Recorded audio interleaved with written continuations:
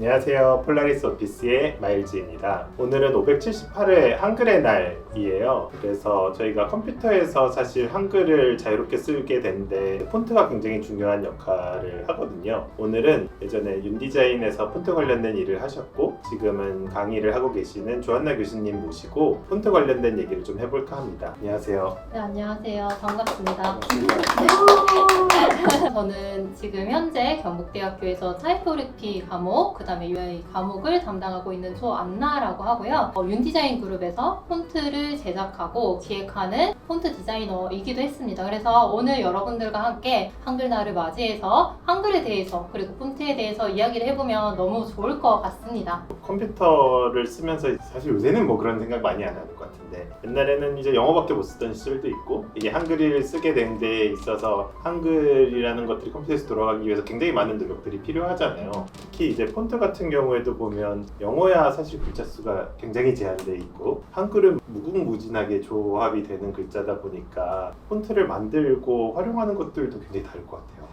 맞아요. 이게 보통 이제 전문가가 아닌 분들은 한글 하면 보통은 이제 몇 자가 되지? 라고 생각하는 경우가 굉장히 많은데 사실은 폰트 디자이너가 한 벌을 디자인하기 위해서 제작하는 숫자는 바로 2350자를 최소로 합니다. 최근에는 1172자까지 확장을 하면서 디자인을 하고 있어요. 그러니까 여러분들이 쓰고 있는 한글, 예를 들어서 맑은 고딕체, 라이트라든지 레귤러 이런 거 한 벌을 디자인하기 위해서는 최소 6개월이라는 시간이 걸리고 있습니다. 그럼 영어에 비해서 뭐 최소한 50배 이상 많은 글자? 아니면 많게는 200배 이상 많은 글자를 디자인해야 되는 거네요.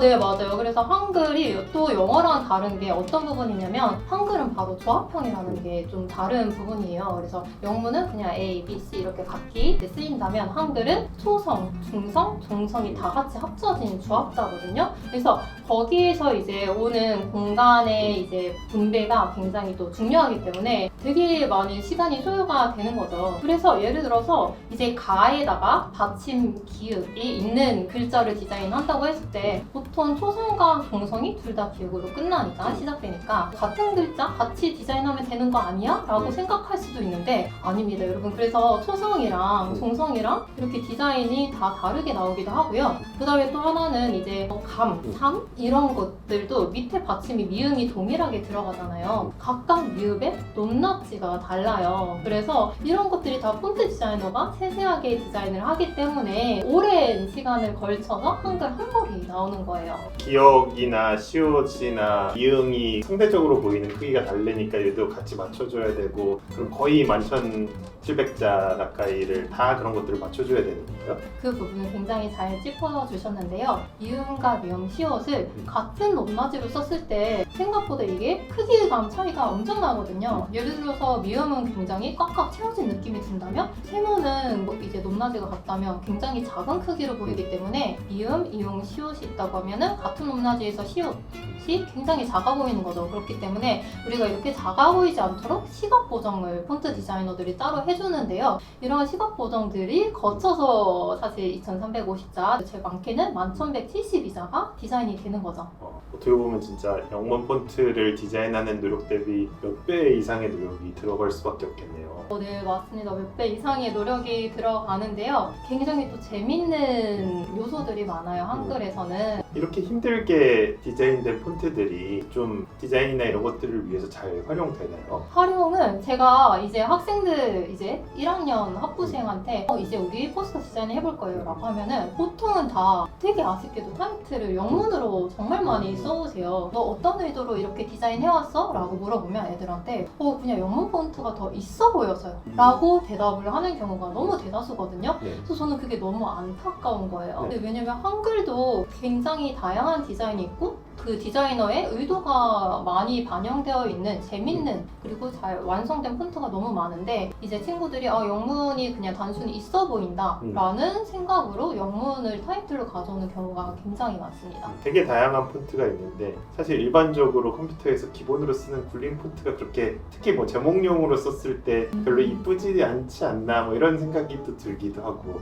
그러다 보니 그냥 아무 생각 없이 영문을 많이 쓰게 되는 것 같기도 해요. 말씀 주신 굴림체는 폰트는 사실 1973년 정도에 이제 나루체라고 일본의 나루체라고 있었는데 그거를 이제 본떠서 만든 게 이제 굴림체예요. 근데 굴림체가 어떻게 만들어졌냐면 이 스크린에서도 누구나 읽기 쉽게 가독이 좀 좋은 서체로 제작이 되었고 거기에 좋안점을 두었기 때문에 디자인은 사실 많이 되어 있지 않고요. 그렇죠. 어떻게 보면 그 당시는 더 해상도 낮은 모니터에서 글자를 봐야 네. 됐다 보니 그런 제약들이 더 큰 상태에서 디자인된 폰트일 수도 있겠네요. 맞아요. 되게 정확하게 짚어주셨는데 그렇기 때문에 이제 굴림체가 누구나 이제 스크린에서 볼 수 있도록 디자인은 되었지만 이게 신비적인 것까지 너무 고려해서 제작이 된 서체는 아니에요. 그리고 우리가 이게 더 디자인이 안 됐다고 느끼는 이유 중에 하나가 이 굴림체를 윈도우에서 이제 95에서 기본적으로 탑재를 시켰단 말이에요. 근데 이제 우리가 문서를 제작을 할 때 어떤 예쁜 폰트를 썼다가 다른 컴퓨터 프로그램에서 그 문서를 열었을 때 이제 굴림체로 변환되는 이런 경험을 해보셨을 거예요. 어색하게 나온 폰트가 항상 굴림체더라 뭐 이런 느낌일 수도 있겠네요. 맞아요. 그러니까 굴림체 자체의 문제보다도 원래는 다른 의도된 폰트가 쓰였는데 잘못 나오면 이상하게 보일 텐데 그게 하필이면 굴림체다. 네, 맞아요. 이럴 수가 있었겠네요. 네, 맞아요. 그래서 그게 기본 탑재가 된 게 바로 굴림체이고 이게 사람들이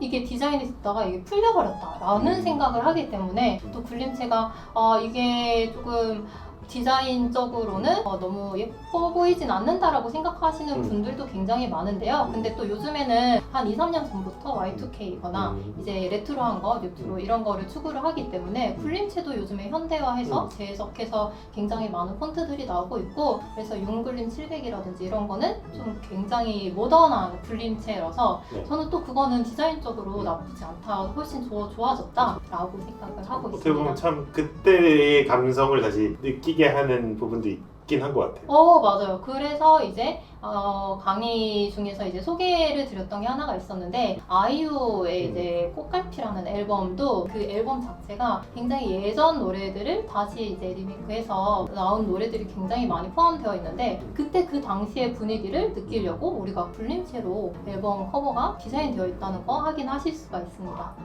네. 그러면 이렇게 좀 예스러운 거 할 때 아까 그 굴림체 쓰면 좋겠다 뭐랑 마찬가지로 혹시 좀 각각의 상황별로 추천하실 만한 글꼴 뭐 이런 것들 좀 있을까요? 각각의 상황이라 하면 그 인상에 따라서 좀 폰트를 추천드리고 싶긴 한데요. 예를 들어서 이제 우리 작업을 하실 때 문서 작업을 하실 때나 이럴 때 나의 감정이 담긴 것들을 작성을 하실 때가 있고 아니면 정보성 위주로 작성을 하실 때가 있는데 저는 이제 나의 감성을 담은 혹은 소설 이제 누군가한테 이야기하거나 이런 따스한 느낌을 주거나 감정적인 글을 쓸 때는 바탕체를 위주로 추천을 드립니다. 왜냐면 이게 바탕체가 사람이 쓰는 듯한 쓰기법을 중심으로 토대로 만들어졌기 때문에 굉장히 우린 거기서 따뜻한 느낌을 받거든요. 그래서 저는 이제 바탕체를 추천을 드리고 그 중에서도 여러분들이 아마도 이제 눈누라는 사이트를 굉장히 잘 쓰실 텐데요. 근데 거기서는 이제 저는 을류 서체가 있어요. 네,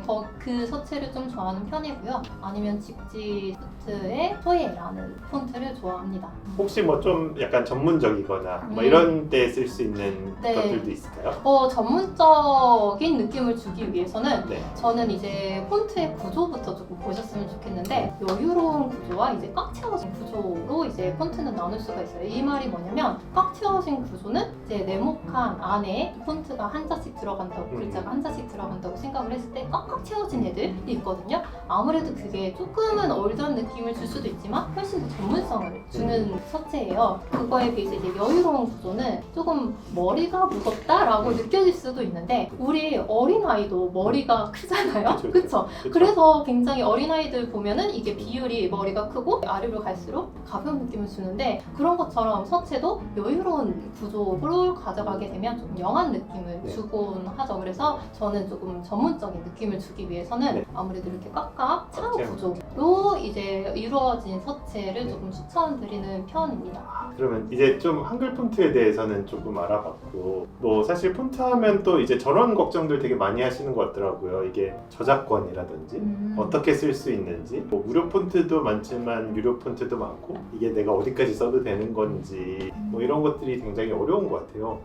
맞아요. 그래서 이게 라이선스 정책을 여러분들이 꼭꼭 잘 살펴주셔야 되는데요. 무료 폰트라고 해서 아무데나 사용을 해도 해도 되는 게 사실은 아니에요. 폰트를 쓰실 때 항상 그런 라이선스를 뜯어보고 써야 되고, 만약에 어떤 특정한 기업을 위해서 만들어진 서체인데 그게 무료로 풀린 서체더라도 네. 진짜 잘 보셔야 되는 게 BICIN에는 못 쓰게 하는 경우가 있어요. 왜냐면 그런 아이덴티티는 자기만 가져가야 되기 때문에 BICI는 제외하고 다른 데서는 써도 된다 라거나 아니면 인베딩 은 쓰면 안 된다 라는 경우가 있기 때문에 이게 다 서체마다 너무 다 다르고 하기 때문에 이거 항상 신경을 많이 써주셔야 되고요. 네. 또 다음에 제가 하나 더 이제 말씀드릴 거는 폰트 회사마다 음. 라이선스 정책이 좀 아쉽게도 너무 달라요. 네. 이 폰트 회사마다 어떻게 규정되어 있는지 꼭 라이선스를 알고 쓰시길 바랍니다. 뭐 당연히 폰트 저작권자의 저작권이라는 건 당연히 지켜줘야 되는 거니까 뭐 그것들을 좀 잘 지키면 좋겠는데 이게 조금 더 쉽게 지킬 수 있도록 라이센스 조건이 그래도 좀 표준화돼서 나온다든지 네. 이런 것들이 좀 되면 좋겠다는 생각은 들어요. 저희도 아무래도 이제 오피스 프로그램을 만들다 보니까 폰트를 되게 많이 다룰 수밖에 없고 네. 이제 폰트를 포함해서 문서들을 사람들이 많이 만들잖아요. 그러면 어떤 폰트를 포함해도 되는지 어떤 폰트를 써도 되는지 그렇게 만든 문서가 배포돼도 되는지 뭐 이런 부분들은 사실 되게 복잡한 문제인 것 같아요. 각 문서 프로그램마다 소프트웨어마다 또 탑재된 서체들이 있는데 그 서체를 또 다른 데다 또 쓰면 네. 문제가 되는 경우도 그렇죠, 있거든요. 그렇죠. 근데 이거를 사용자들이 일일이 읽어가면서 사실 사용하기가 쉽진 않아요. 그렇죠, 그렇죠. 근데 또 이게 또 어떻게 보면 저는 폰트 디자이너 입장에서 또 보면은 어떤 분들은 한글은 세종대왕이 만든 건데 이거 다 널리 쓰라고 만든 거 아니야? 그러니까 이거 다 무료로 사용을 해야지 라는 경우도 계시는데요. 근데 아까 말씀드렸다시피 한글 만드는데 한글 서체 한 벌을 만드는데 6개월이라는 시간이 걸리고 폰트 디자이너만 있는 게 아니에요. 그래서 폰트 디자이너, 그 다음에 기획자, 그 다음에 개발자가 전부 다 이제 들어가서 리소스가 들어가는 건데 그렇기 때문에도 이제 폰트 파일은 사실 저작권으로 그 모양을 보호받는다기보다는 저작 인격권이나 저작 재산권으로 이렇게 두 가지로 이제 보호를 받고는 있는데요. 양도나 변경하거나 이런 거는 지금 어렵고 폰트는 이제 파일로서 보호를 받고 있습니다. 그래서 폰트 하면 되게 미술 저작권으로 되게 보호를 받는다고 생각하시는 분들이 굉장히 많은데 그게 아니고 컴퓨터 소프트웨어로서 파일로서 저작권의 보호를 받고 있습니다. 사실 어떻게 보면 뭐 한 10년, 20년 전에는 정말 음악 같은 것들도 무상으로 쓰겠다는 사람들이 굉장히 많았었는데 네. 그리고 또 사실 저희가 만드는 소프트웨어 같은 경우에도 뭐 저작권에 대한 가치 같은 것들을 많이 인정받지 못하던 시절이 있었잖아요. 지금에서는 이제 뭐 음악 당연히 돈 내고 들어야 되는 거고 프로그램도 이제 많이 돈 내고 들어야 되는 거라고 이제 많이 인식들이 좀 생겼고 사실 폰트도 이제 점점 그런 인식들이 좋아지지 않을까라는 생각은 좀 들어요. 사용하시는 분들이 그런 거에 대해서 창작자의 권리를 네. 좀 생각을 많이 해주셨으면 좋겠고 폰트랑 한글은 조금 어느 정도 분리를 시켜서 하나의 소프트웨어 결과물을 만들기 위해서 많은 리소스가 들어가고 노력이 들어간다는 거를 알아주셨으면 좋겠습니다. 저희 아까 굴림체 얘기 잠깐 했는데 컴퓨터나 디지털 매체에서 사용하는 거다 보니까 기술이 빠르게 발전하고 있잖아요. 굴림체가 많이 쓰이던 시절에 이제 모니터 같은 경우에는 해상도도 낮았고 색 표현력이라든지 뭐 이런 것들이 낮은 경우들도 있었고 이제 거기에서 어떻게 잘 보이게 하느냐 이런 관점이었다면 점점 해상도도 높아지고 아니면 요즘 뭐 VR이라든지 AI라든지 저는 이게 폰트에도 결국 영향을 미칠 만한 신기술들이 되게 많이 나오고 있는 것 같아요. 그런 것들이 폰트에 어떻게 영향을 미쳤는지 이런 것들도 좀 궁금해요. 이런 디바이스, 기기들이 점점 보편화되면서 작은 공간에 많은 글자들을 이제 넣게 됩니다. 그리고 우리는 그거를 읽게 되고 그랬을 때 우리가 이제 편하게 읽어야 되잖아요. 그래서 가독성이 좋은 폰트가 많이 나오게 되는데 디지털 기기에서는 아무래도 꾸밈이 많은 요소보다는 꾸밈이 없는 그 다음에 핵 대비가 적은 도둠체가 이제 많이 활성화가 돼요. 그래서 이제 가독성이 좋아지게 되는데 그게 점점 이제 발전이 되면서 이게 예전에는 폰트의 자폭이 이제 원래 정사각형부터 시작을 했다면 점점 폭이 좁아지고 있어요. 그 이유가 이 좁은 화면에 굉장히 많은 정보를 넣어야 되기 때문에 이게 한 줄이라도 줄이기 위해서 이제 자폭이 점점 줄어드는 트렌드를 이제 가지고 있는데요. 근데 요즘에는 또 해상도가 너무 좋아지고 있잖아요. 네네. 2010년대 정도에는 이제 고딕률을 굉장히 많이 썼다가 요즘에는 다시 세리프 바탕체가 또 이제 다시 돌아오고 있어요. 왜냐면 그게 해상도에 별로 영향을 미치지 않기 네네. 때문이에요. 부분이에요. 2010년도에는 명품이나 다양한 기업들의 로고가 한 번에 세리프가 아닌 산세리프 보딩용으로 많이 바뀌었었는데요. 그때가 이제 디지털 디바이스에 맞춰서 혹은 조금 더 영한 세대들한테 맞춰서 이제 개봉을 하기 위해서 그렇게 바꿨다라고 한다면, 요즘에는 이제 작년에 버버리만 봐도 다시 세리프를 어느 정도 이제 추가를 했단 말이에요. 로고를 보면. 그래서 그런 것들이 해상도가 점점 이제 좋아지면서부터 표현을 하는데 무리가 없으니까 점점 세리프체도 많이 쓰이고 있죠, 요즘에는. AI가 요새 워낙 글도 써주고 그림도 그려주고 이런 시대다 보니까 또 폰트 디자인에도 영향을 좀 미치지 않을까 하는 생각도 드네요. 맞아요. 저도 이게 AI가 점점 발전하면서 네. 이거 폰트 디자이너 대체할 수 있는 거 아니야? AI가? 이런 생각을 했거든요. 실제로 이제 우리가 눈누라이는 사이트 가면은 굉장히 손글씨는 그렇게 AI가 제작을 한 서체들이 많아요. 80자 이런 식으로 제공하면 나머지의 글자들을 전부 다 얘네가 파생을 시켜주는 거예요. 근데 손글씨체는 사실은 모양이 변형되거나 파생할 때 변형되거나 해도 크게 티가 안 나는 폰트예요. 근데 이제 본문용은 이제 조금만 공간 여백이 잘못돼도 가독성에 크게 영향을 미치기 때문에 AI로 제가 사실 저번에 한번 시도를 해봤었는데 아직은 이제 공간 안배에 대해서는 많이 좀 아직은 안 되더라고요. 근데 이게 폰트 전문가와 AI 전문가가 합세해서 이제 연구를 하다 보면 룰이 나오겠죠? 초성이 씌우실 때 받침의 크기는 어때야 된다 이런 룰이 나오게 되면은 대체가 조금 가능하지 않을까라는 생각을 합니다. 전 그런 사실이 되게 신기한 것 같아요. 어떻게 보면 사실 손글씨는 사람의 어떤 아이덴티티가 들어간 것 같고 네. 오히려 바탕체라든지 도둠체라든지 이런 것들은 사실은 되게 규칙을 갖고 만들어진 글씨 같은데 정작 AI는 손글씨는 잘 만드는데 네. 어떻게 왜 바탕체와 도둠체는 못 만드냐 네. 이런 것들 참 되게 신기하면서도 네, 되게 재밌는 포인트네요. 네네네네. 네. 마지막으로 한글 폰트 만드시면서 어떻게 보면 느끼시게 된 한글 자체에 대한 어떤 특징 내지는 뭐 장점 내지는 위대함 이런 오. 것들이 좀 있을까요? 그 한글은 되게 과학적이고 체계적이라는 얘기를 굉장히 많이 하시는데요. 그 이유가 바로 발성 기간을 따서 이제 형태까지 디자인이 되어 있기 때문이에요. 이게 사실은 다른 언어권에서는 발성 기간을 본떠서 형태가 제작되어 있는 사례는 없어요. 근데 우리는 발성 기간을 본떴기 때문에 이제 세종대왕님이 이제 그 한글을 상제했을 때에는 그런 걸 신경 썼고 이제 백성들이 오히려 그래서 항상 편한 거죠. 익히기 편한 거죠. 왜냐면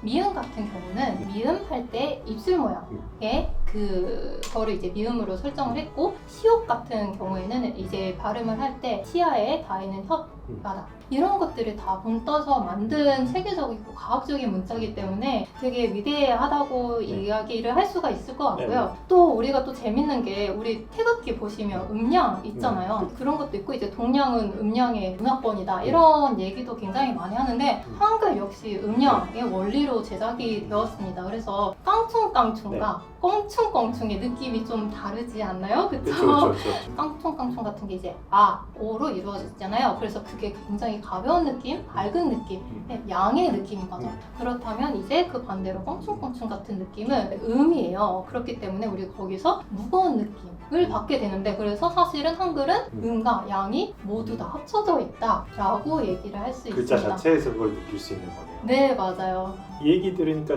그런 생각이 드는 것 같아요. 사실 한글 가장 배우기 쉬운 글자의 중에 하나잖아요. 네. 사실 이걸 쓰는 사람이 그렇게 쉽게 쓸 수 있는 반면에 사실은 세종대왕님도 이렇게 여러 가지들을 고민해서 만들었고 또 이걸 사용하기 위해서 폰트를 만들 때도 사실은 좀 더 많은 수고로움을 들여서 만드는 거고 이러한 노력들로 인해서 굉장히 많은 사람들이 훨씬 쉽게 또 아름답게 한글을 사용할 수 있는 거 아닌가 그런 생각도 들었습니다. 네, 맞습니다. 그리고 한글은 이제 가액의 원리라는 게 있는데요. 가액의 원리라는 게 핵을 더해서 만들어지는 거라는 거예요. 그래서 기역을 중심으로 기역, 키읔이 되는 거고요. 근데 이게 되게 재밌는 게 폰트 디자인 할 때도 그런 부분의 특징을 같이 반영을 합니다. 가액의 원리이기 때문에 그 가액의 원리를 깨트리지 않기 위해서 되게 비슷한 톤으로 우리가 같이 디자인을 하고 제작을 하고 있어요. 너무 좋은 얘기들 많이 해주셔서 감사드리고 578회 한글날 맞이해서 한글에 대한 얘기 또 폰트에 대한 얘기 많이 해주셔서 너무 감사드리고요. 구독과 좋아요 해주세요.